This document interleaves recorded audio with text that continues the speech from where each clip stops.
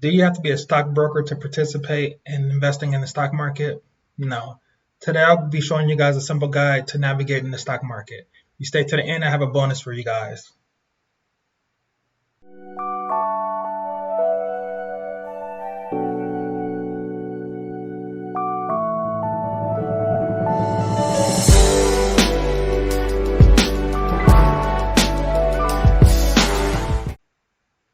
Welcome, Art of Finance here.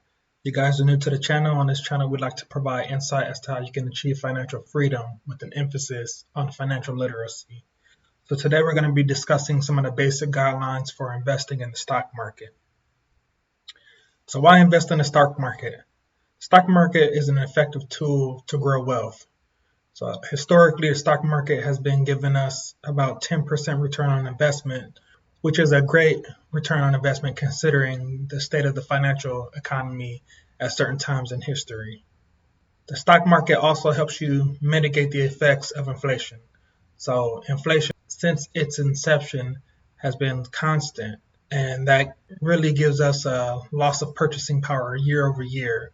So having your money grow at 10% return on investment helps you mitigate the effects of losing your purchasing power year over year.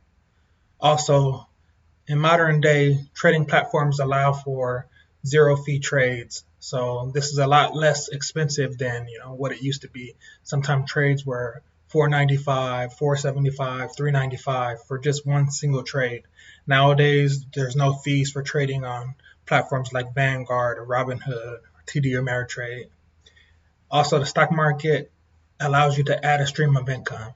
So, I'm a big advocate on adding streams of income in your repertoire. So it allows you to diversify regardless of what's going on in the economy. You have multiple streams of income, you're going to be affected less by certain scenarios happening in the economy. So we're going to touch on individual stocks, mutual funds, and index funds. So for individual stocks, why would some people invest in that? So for individual stocks, you have no management fees to hold. You have complete control over your investment, so you get to choose which companies you want your money invested in. So why wouldn't you invest in an individual stock per se? There's no diversification. So let's say you invest in a cryptocurrency company, because considering things that are going on right now, if federal regulation was to be put out that prohibited people from using cryptocurrencies, you would lose your total investment. So there's no diversification. There's also a higher time commitment to monitor. Because there is no diversification, you want to really see what's going on with the companies that you have your money invested in. And it's harder to manage your emotions. So if a company CEO, says something pretty outrageous, you may be more inclined to pull your money immediately, not really looking at what's going on in the economy, but just based off the news or the noise, like we like to call in the market, you're going to pull your money because of that. The mutual funds. Why do people invest in mutual funds? So like the name states, it's a shared pool of funds, mutual funds. Mutual funds offer some diversification. They also offer management professionals, so there's no time commitment on the investor to monitor the investment as you have somebody monitoring it for you. There's also different options for the performance classes that you want to invest in.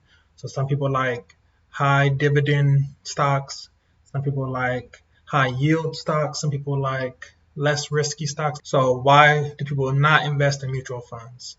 Comparatively to individual stocks, there's higher fees. Also, there's no FDI insurance on your mutual funds. So all of your money is at risk if something, outrageous happens. Index funds. So why do people invest in index funds? So really, index funds is a group of stocks that imitates a specific market index. Index funds usually outperform active management on average. I don't know if everybody knows the story of Warren Buffett challenging the market managers out there to try and beat the index averages, which is obviously at 10%. And a lot of them couldn't. I don't know if anybody did. So they usually outperform active management. and there's plenty of diversification. So the index funds, like I said, imitates a market index.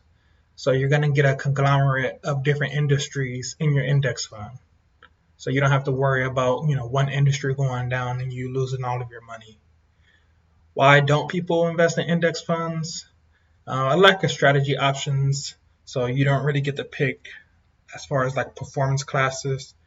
You don't really get to select what type of companies are in your index fund. So, let's say you wanted specifically to go for Apple, you might not get Apple in your index fund, or let's say a smaller company.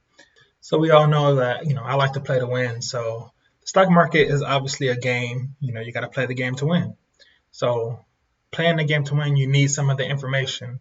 So here's a good information to value a company that you're looking to invest in. So you need to look at the company's balance sheet, income statement, cash flow statements. So your balance sheet is going to show your assets, the liabilities of the company, and the ownership of the company. Your assets are your liability plus your owner's equity or shareholder's equity. You're also going to look at the income statement of the company, which is going to give you your net income, which is your total revenue and your gains, subtracted by your total expenses and your losses. So you want to see how the company's bringing in money and what they're doing with it, and then what they have to pay out. Also, you're going to be looking at your cash flow statement of the business. So this is the flow of cash in and out of the business. It's inclusive of operations, so what's needed to run the day-to-day business.